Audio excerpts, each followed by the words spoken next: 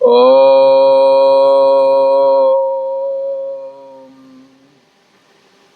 श्री योग वासिष्ठ के उपशम प्रकरण में श्री वशिष्ठ जी महाराज बोले, हे राम जी, जो आत्मा रामी पुरुष हैं उनकी आत्मज्ञान के अभ्यास से संसक्तता निवृत्त हो जाती है।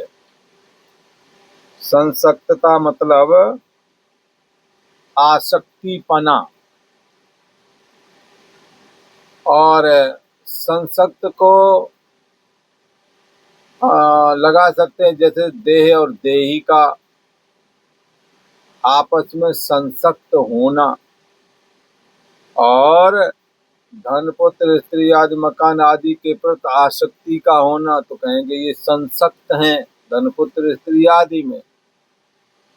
और जब देह में हूँ ऐसा लगता है, फिर देह की जाति, फिर तो सुंदर है, ताकतवर है, कैसे है, सुंदर है तो सुंदर हो, और ताकतवर है तो ताकतवर हमें, ऐसा करके जो अहम उत्पन्न होता है, बल का अभिमान, सुंदरता का अभिमान, ज्यादा दिमागदार तो दिमागी पने का अभिमान, ये सब तब होते हैं जब अंतर्यामी आत्मा में संसक्तता न हो करके देह में हो जाती है। देह में हूँ ऐसा करके मानना देह में आ सकती है। देह और देह के धर्मों को जब दृढ़ता पूर्वक हम स्वीकारते हैं तो हम इस बात को भी चिन्हित करते हैं कि हमारी आसक्ति देह और देह के संबंधियों में बहुत अधिक है। जब हम धनपुत्र स्त्री आदि के बगैर नहीं रह पाते, या जब उन्हों की याद हमें ज्यादा आती है, जब उनके उनके बगैर उनके जीवन अधूरा लगता है, लगता कैसे जिएंगे, जब ऐसा कुछ लगता हो तो ऐसा समझना चाहिए कि धन पुत्र स्त्री आदि में हमारी आसक्ति है, क्योंकि उन्हों के बगैर आपको अपना जीवन नहीं लगता। आप उन्हों के बगैर पहले थे, जब आप पहले स्त्री संग्रह जब तक नहीं किया था तब तक आप अकेले ही थे, और बाद में भी कोई जरूरी नहीं कि साथ ही में मर जाओगे, अकेले ही जाना पड़ता है, ऐसा तो शास्त्र का वचन है ही, और आप देखते भी होंगे। तो क्या है कि आसक्ति हमने तोड़ना है, संसक्तता हटानी है, पर कैसे हटावें? संसक्ति माने आसक्ति को हटाना है। अच्छा, संसक्ति के कहाँ कहाँ हो जाती है? तो दृश्य जगत में भी संसक्ति यानी आसक्ति हो जाती है, और अपने शरीर मन इंद्रिय आदि में भी संसक्ति हो जाती है, बोला। तो ऐसे ही यदि ये आसक्ति बाहर वाली तोड़ना है तो क्या करें? तो हम अंतर्यामी आत्मा में संसक्ति बनाए, आसक्ति बनाए। कि कैसी आसक्ति बनाए?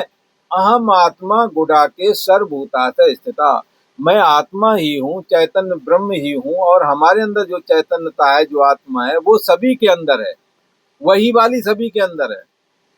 इतना व्यापक है अनंत आत्मा। जैसे समुद्र में चाहे जितने बुलबुले हों, चाहे यूरोप वाले में, चाहे यहाँ, चाहे अरब सागर में, चाहे बंगाल की, चाहे भूमध्य सागर, चाहे जो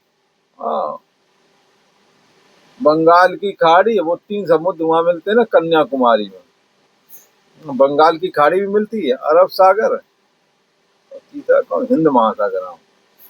हिंद महासागर, ये न जल भी अलग अलग सा दिखता है, नीला नीला अलग अलग। खैर, तो वहां पर जितने बुलबुले पड़े हैं, तो बुलबुले के अंदर जो H2O मात्र जो हिंद महासागर में है, वही बंगाल की खाड़ी वाले में, वही अरब सागर में।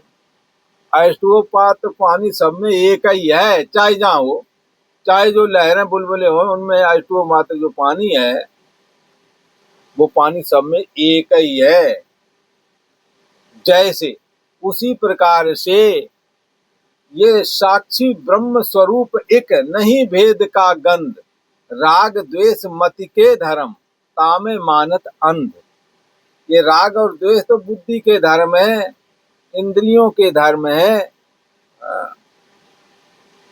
और ये कैसा है, साक्षी जो है ब्रह्म स्वरूप है और एक ही है सब में। बोले सब में किस में बता रहे हो, सबका मतलब क्या है, तो तुम्हारा हम तुम्हें लगता मैं हूं, और भी नरमादा जितने स्त्री पुरुष हैं सबको लगता है मैं हूं, जानवरों में भी जो नरमादा है उन्हें भी लगता है, पेड़ों में भी नरमादा होते हैं भला, ये झंझट हर जगह है। और मया दक्षिण प्रति सूयते सचराचर, और ये काम तो सब स्त्रियां ही करती हैं। जैसे जंगल में है ना, जंगल में शेर जो है कभी कभार जाकर जाता है, शेर शिकार करता नहीं, ज्यादातर शेरनियां करती हैं और पहले नंबर खाता शेर ही है बोला। ये सिस्टम हर जगह चल रहा है, इसलिए बचना नहीं भैया, क्योंकि बचने वैसे काम नहीं चले, जहाँ जन्मोगे काम वही करना पड़ेगा। इसलिए जो जिसका कर्तव्य अपना निर्वहन करते रहो। जानवरों में भी शेरनियां मारते हैं, शेर पड़े पड़े खाते हैं। और जब बोले शेर का क्या काम है, शेर का काम है कि बाहर का कोई शेर आकर शेरनियों पे हमला न कर दे, तो उसके से सुरक्षा देना है बोला। तो इस तरह से सुरक्षा देना, और अपना जब भी मर्जी हो तो यूं तो वो भी शेर भी शिकार करता है, पर शिकार शेर की अपेक्षा शेरनियां ज्यादा करती हैं। तो जहाँ कहीं भी अब जैसे पपीता की खेती करो, और सारे जो पौधे होते हैं वो नर नहीं फल देता है, मादाएं देती हैं फल। पपीता में दो तरह के वृक्ष पाए जाते हैं, एक नर एक मादा। तो मादा से ही पूरा खेत भर दिया जाता है। जब मान लो 10 बीघा का खेत है, 2 एकड़ मान लो, उसमें लगा दिया पपीता की खेती, तो उस पपीता की खेती के लिए उसमें कम से कम 2 4 5 पेड़ छोड़ने पड़ेंगे, कोई इस कोने उस कोने, और बीच में एक, उसकी समीपता मात्र से पपीता जो कि मादा पपीता है ना, फिर दुनिया भर का फल देता है, लद जाएगा वो। अगर वो नर वाला ना हो तो वो नहीं कहते देता फल हो। तो उसके लिए जरूरत होती है कि एक बगल में खेत में 2 4 जगह नर होना चाहिए, तो नर खड़ा रहेगा और उनकी समीपता से मादा पपीता का पेड़ बहुत सारे फलों को उत्पन्न करता है, प्रकट करता है। तो ये चीज तो हर जगह है। अब शेर पड़ा पड़ा सो रहा है, शेरनियां शिकार कर रहे, आदमी भी बाकी सब काम कर रहा, आदमी ऐसे ही अपने मनुष्य में भी है। मनुष्य में भी नहीं तो ब्याह शादी की कोई जरूरत ही नहीं थी, एक आदमी तो जरूर चाहिए। जैसे घर परिवार में एक आदमी नहीं है, वो घर परिवार लगता है कि कोई गार्जियन से नहीं है, लगता कुछ अभाव सा लगता है। वो क्यों लगता है, क्योंकि कोई न कोई पुरुष की सत्ता वाला भी होना मांगता है। ऐसे ही महिलाओं की कमी भी पूरा वो साजो सामान जो होता है ना घर गृहस्थी का, वो संभव नहीं है। और दोनों का ही है, तो एक दूसरे का सहयोग बताया गया, एक दूसरे पर निर्भर है, और दोनों का ही अहम रोल है, दोनों को ही मिलकर के घर गृहस्थी चलानी चाहिए, और चला भी रहे हैं। तो ये सारी सृष्टि चक्र यहाँ नहीं हर जगह पर चल रहा है। पर इनों में यदि संसक्तता है तो संसक्तता हमें हटाकर के प्रेम से जुड़ा रहना चाहिए, कर्तव्य पालन की दृष्टि से जुड़ा रहना चाहिए। जब तक शारीरिक जरूरतें थी तब तक जुड़े रहे, बोले अब नहीं जरूरत है तो अब कई जो है उपद्रव चालू कर लेना है, अंटचंड बोलना बकना जकना, ये सब चीजें छोड़ करके हमें अपने को इनसे असंग बना लेना है। दोनों के लिए ज्ञान है। क्या औरतों से तुम्हारा पुरुष असंग हो जाए, बोले औरतें क्या करें।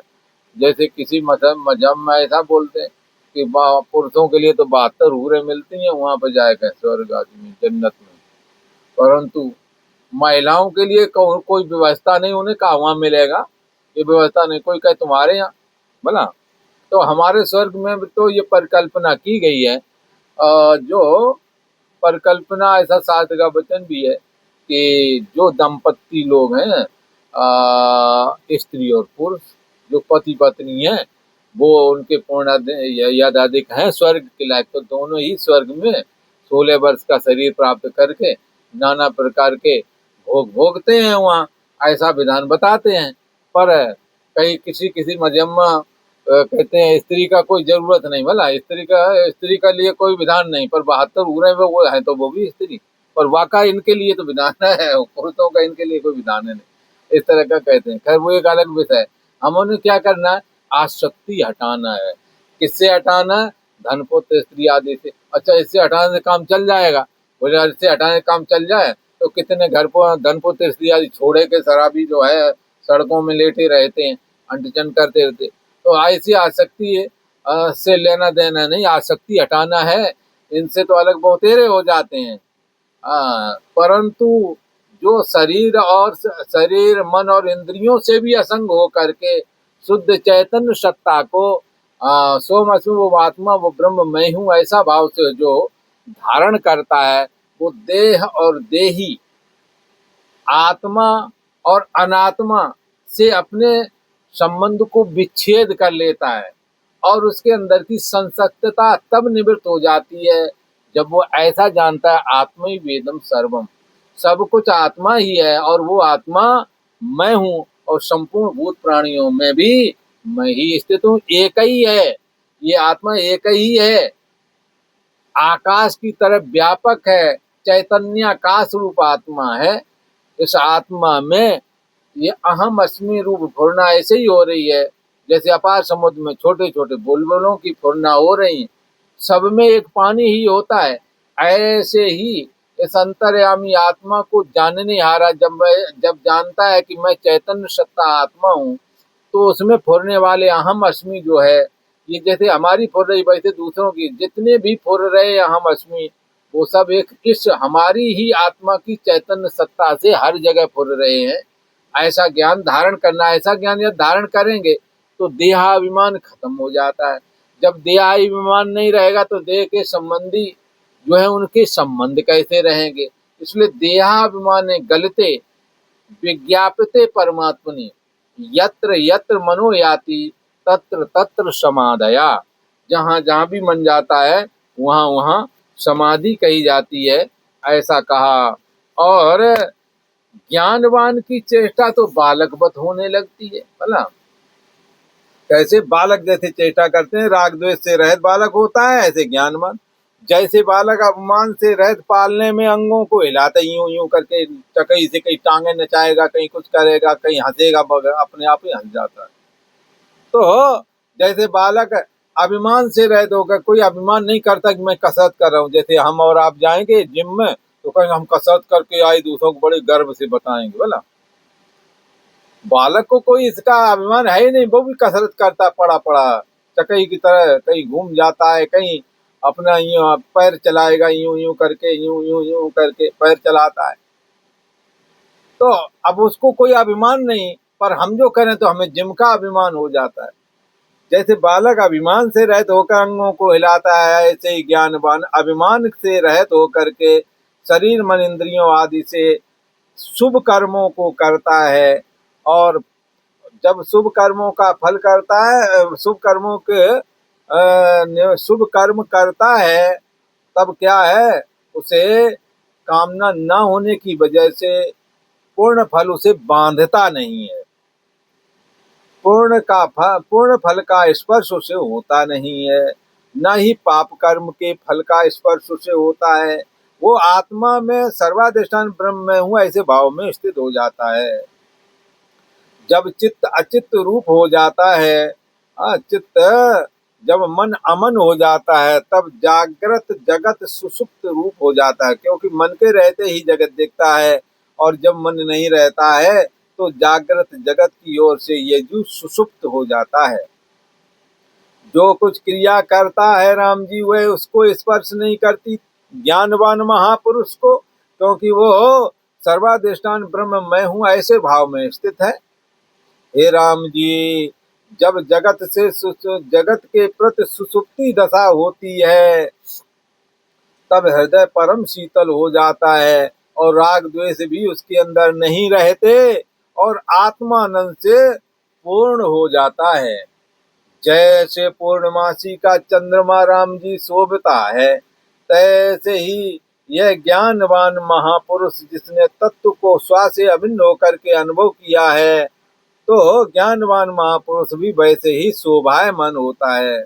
जो सुषुप्त में स्थित है वह महातेजवान है, अर्थात बाह्य जगत के क्रियाकलापों की ओर से जो अनभिज्ञ हो चुका है, सो चुका है, और सर्वाधिष्ठान ब्रह्म मैं हूँ, ऐसा अंतर्यामी आत्मा में जिन्होंने अपना अहम स्थापित कर लिया है, वह महातेजवान होता है।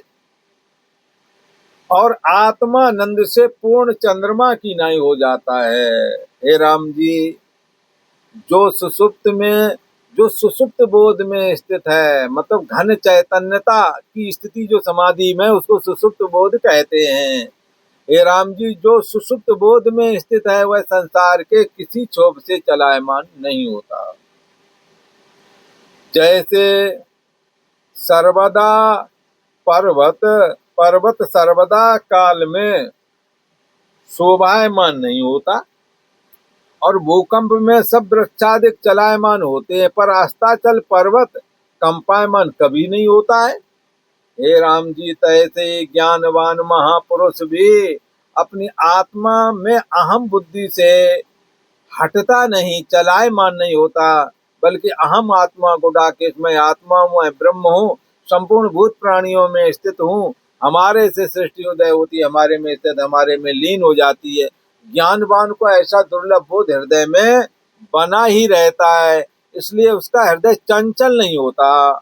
हे राम जी, जैसे पर्वत सब काल में सब सम रहता है, चाहे गर्मी उसके ऊपर पड़े, चाहे सर्दी और चाहे बरसात, और तरु उसके ऊपर गिर पड़ता है। जैसे पर्वत सब काल में सम रहता है, पेड़ उसके ऊपर गिर पड़ता है, पर्वत ज्यों का त्यों बना रहता, कुछ कहता नहीं है, कितना बड़ा समदर्शी है। तैसे ही ज्ञानवान अनेक प्रकार की क्रिया में जो कि वह स्वयं करता है, ऐसी समस्त क्रियाओं में वो सम बना रहता है। हे राम जी, ऐसी सुसुप्ति दशा दुर्लभ तत्व ज्ञान के अभ्यास से, आत्मा का श्रवण मनन निध्यासन रूप अभ्यास से प्राप्त होती है। यह दशा जब यह दिशा प्राप्त होती है तब उसको तत्ववेता तुर्या पद कहते हैं। जब यह दशा प्राप्त हो जाती है, सुषुप्ति के नए घन चैतन्यता की स्थिति जब उसे प्राप्त हो जाती है, तब उसको तत्ववेता पुरुष क्या कहते हैं कि यह तुर्या पद में स्थित हो गया है। और ये तुर्या पद क्या है? परमानंद स्वरूप है, जो उसमें सब दुख नष्ट हो जाते हैं और असंसक्त हो जाता है ये जीव। परमानंद स्वरूप अंतर्यामी आत्मा को जब ये साधक जानता है तो संपूर्ण दुख नष्ट हो जाते और असंसक्त समस्त शब्द स्पर्श रूप रस गंध आदि विषयों से आसक्ति उसकी टूट जाती है। राग द्वेष काम क्रोध आदि दोषों से ये मुक्त हो जाता है। देहाभिमान भी गलित हो जाता है। कौन किसका? जो तुरीय पद में स्थित होता है, तत्ववेता। जब ऐसी स्थिति प्राप्त होती है कि हर सुसुप्ति दशा की तरह घन चैतन्यता रूप अभ्यास का बारंबार घन चैतन्यता रूप मैं हूँ, ऐसा जब बारंबार अभ्यास किया तो उसे अभ्यास योग से तुरिया पद की स्थिति प्राप्त हो जाती है। वो कैसा परमानंद स्वरूप है, उसमें सारे दुख नष्ट हो जाते हैं और आसक्ति रहता है। आत्मा की सत्ता से सब कुछ होता है, पर आत्मा कहीं भी आसक्त नहीं होता। जब मन का मनन भाव निवृत्त हो जाता है राम जी, तब ज्ञानवान को परम सुख उदय होता है। मन का मनन भाव अर्थात मन को ही नकार देना चाहिए। जब मनस्य अमनी भावे द्वैतम नैव लभते है, मन को अमन बनाना है, ना कि मन को मजबूत बनाना है। मजबूत नहीं बनाना, मन का मनन भाव खत्म करना है, इससे मन कमजोर हो जाएगा और मन का अभाव जब हो जाएगा तब अपना आत्मा स्वयं प्रकाशित हो जाता है। जैसे घड़े में कोई चमकने वाली मणि रखी थी पर दिख नहीं रही थी, ऊपर से मुंह भी काले कपड़े से बंद कर रखा था, तब तो एक समझदार आदमी ने उस घड़े के पेट में गोल कंबूकार गीवाकार जो आकार है उसमें एक लठ मारा, जिससे घड़ा तो टूट गया पर भीतर रखी हुई मणि बड़ी तेजी से प्रकाशित हुई। लोगों ने कहा मणि मिल गई, मणि मिल गई, ये कहाँ थी? ये इसके अंदर रखी हुई थी। अंधेरा सारा छट गया। ऐसे ही जब ज्ञानवान को उसके मन का मनन भाव निवृत्त हो जाता है, तब ज्ञानवान को परम सुखोदय होता है और उससे परमानंद हो जाता है। और आज इतना ही।